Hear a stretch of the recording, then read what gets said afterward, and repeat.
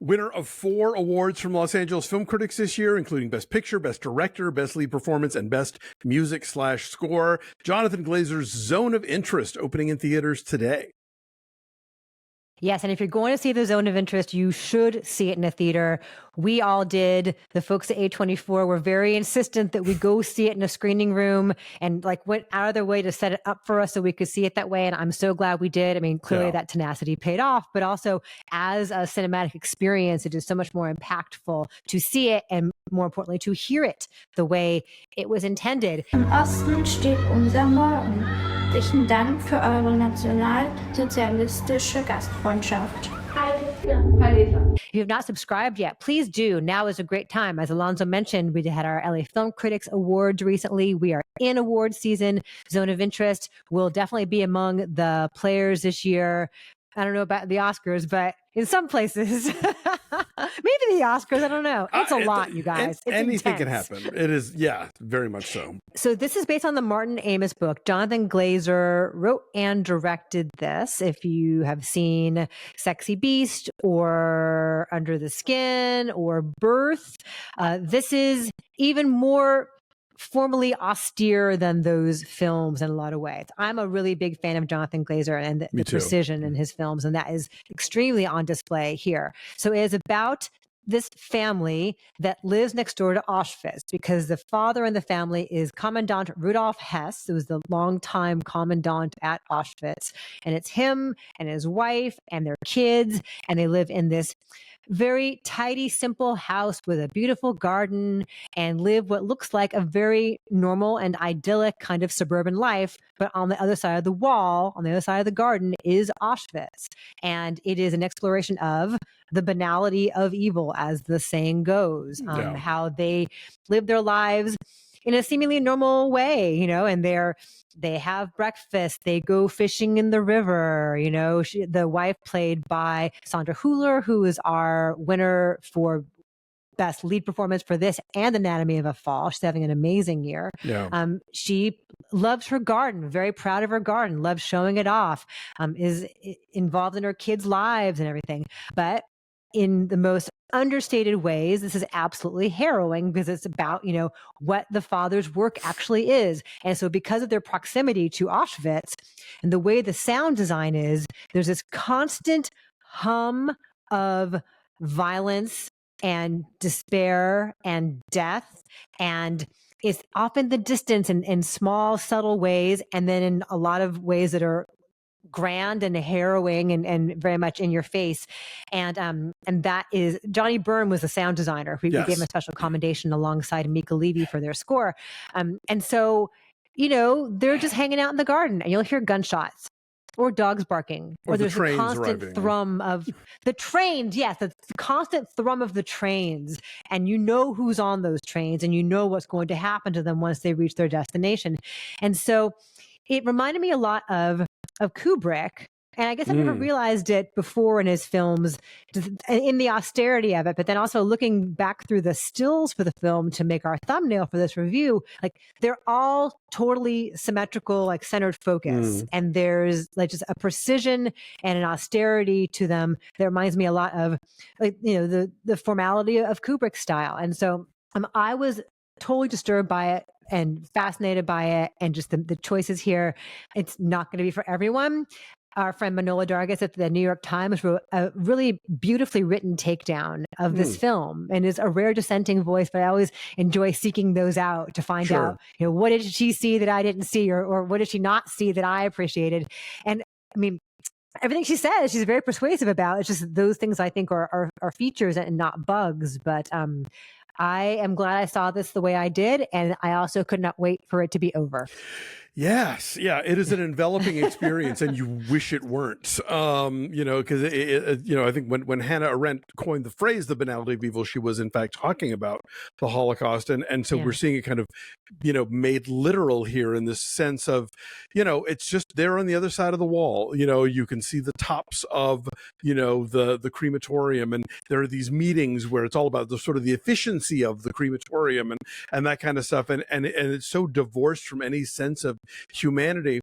And one thing that I really appreciate about this film is, like, I always go back to when I think about a movie like The Help, where, like, you know, the white ladies get to be kind of divorced from the idea that their husbands are all in the white businessman's organization, that they're all part of the system that's involved here, and that racism isn't just this thing that exists, but that it's actually someone is managing it.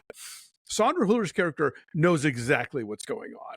And like, she has staff members, she has servants in her house who are Jewish, and she is not afraid to threaten them, like, with being sent to the other side of the wall if they don't, like, do, you know, what she asks them in the manner that she wants them to do it. She tries on furs and clothes and knows exactly where they came from. So the movie isn't giving her this sort of out of, like, being the oblivious wife and my husband does something, I don't know. She knows. She absolutely knows and doesn't care. And is happy to live off of the fruits of this and to enjoy this house and this garden and all of the perks that come with being this guy's wife. And it is bone chilling, this whole movie. It is horrifying, and all the more so for never being, like, intensely in your face horrifying.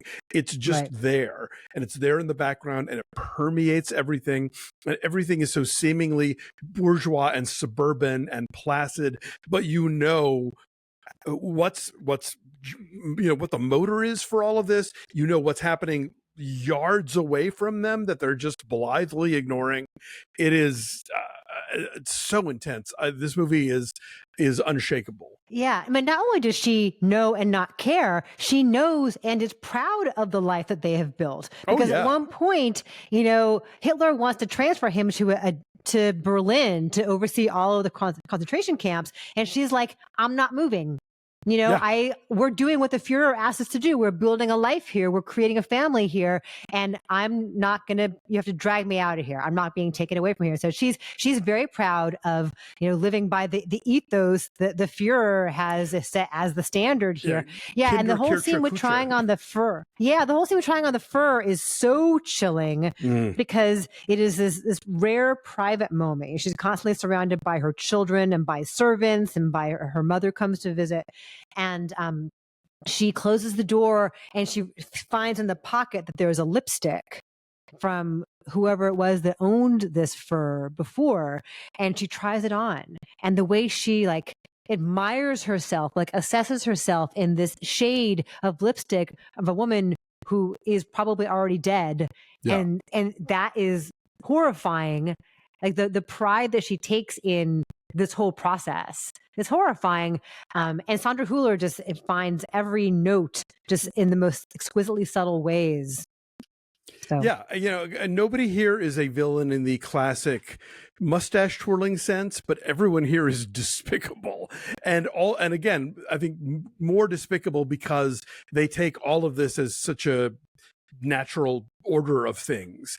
Everything is so banal. Everything is so quotidian, you know, and I think that's a level of evil that we don't often get in drama, in film, in literature. You know, it's one thing to be like, the madman wants to take over the world, but no, these are people who have signed on for this thing and are perfectly happy to sort of reap the transitory rewards that come with it and never give a thought to any of the sort of deeper consequences of it. And that is, you know, again, I think it's easy to depict evil people as monsters because you think, oh, well, that's a thing that I recognize and I would see a mile away, and I'm not that.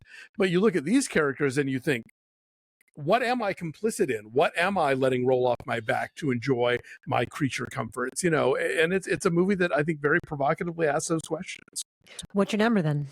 I'd say a 9.8. It is absolutely among this year's best, and it's a tough sit, but it's an essential sit, I would say. I will say 8.5. I'll say 8.8. Let's say 8.8. It is just, yeah. I think I never want to see it again. No. But that means it's good at what it does, right? That means it achieves its purpose, right? Yeah. Like, and there's a thing that happens with the score at the end that is, I think, too overwhelming. There's a thing that physically drives you out of the theater at the end with the music.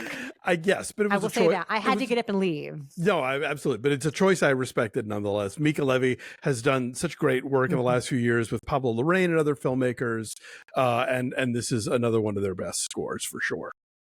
Yeah. Their work for Under the Skin for Jonathan Glazer was excellent as well. Yes. So zone of interest is probably New York and LA this weekend, and we'll be going out from there. So if you see it, please let us know. If you see it, please see it in a theater and report back to us on what you think.